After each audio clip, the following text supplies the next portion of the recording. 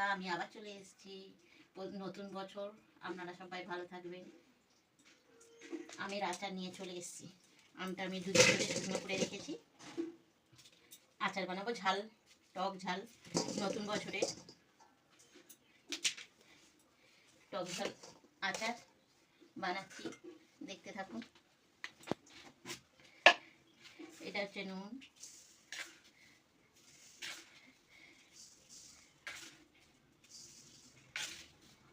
নুনটা একটু বেশি দিতে হবে, টকেতে কেটে যাবে নুনটা।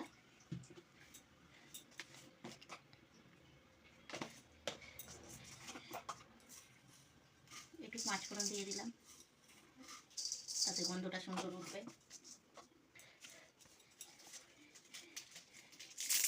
তেজপাতা,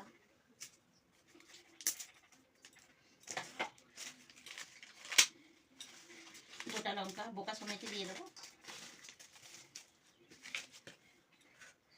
এটা সর্ষে গুঁড়ো করা, শিলে গরম করে গুঁড়ো করে রেখেছি, রোদ্দুরে দিয়ে দিয়েছিলাম, গরম করে গুঁড়ো করে দিয়ে দিয়েছি।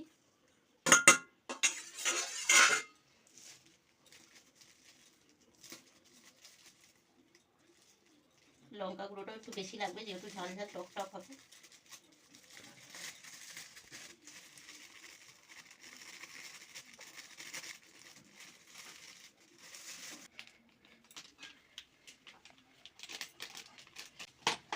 অল্প তেল দিয়ে জিনিসটা মাখাবো, তারপরে বোতলে নিচে দিয়ে দেবো একটু তেল।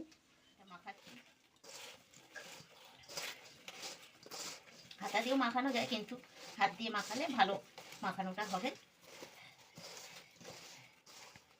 বন্ধুরা, খোলা সমেত কেটেছি, কেননা আমি খুব একটা আঁঠি বসেনি, ওই জন্য খোলা সমেত কেটেছি। এটা যদি আঁঠি বসে যেত খোলাটা ছাড়িয়ে নেওয়া যেত, কিন্তু আঁঠি বসেনি বলে আমটা একটু শক্ত হয়ে থাকবে খোলা থাকলে। কৌটোতে একটু নিচে দিকে তেল দিয়ে তারপরে আমগুলো ঢোকাবো, আবার উপরে একটু দিয়ে দেবো।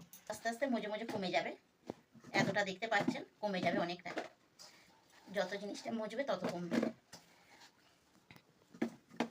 আমার কাছে কাঁচের বয়ম নেই, আমি প্লাস্টিকে এতেই রাখি।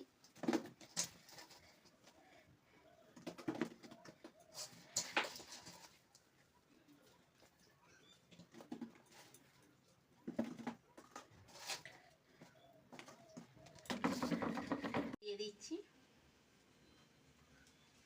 যত আচারে তেল থাকবে, আচার কোনোদিন নষ্ট হবে না। আমার 2 বছরের আচার, 2 বছর কি 3 বছরই হতে যায় আচার, এখনো পর্যন্ত পড়ে আছে। কেননা তেলটা সবসময় দিয়ে রাখি, আমরা মুড়ির সাথে আরে খাই বলে তেলটা আমি সবসময় দিয়ে রাখলে কোনোদিন আচার নষ্ট হবে না।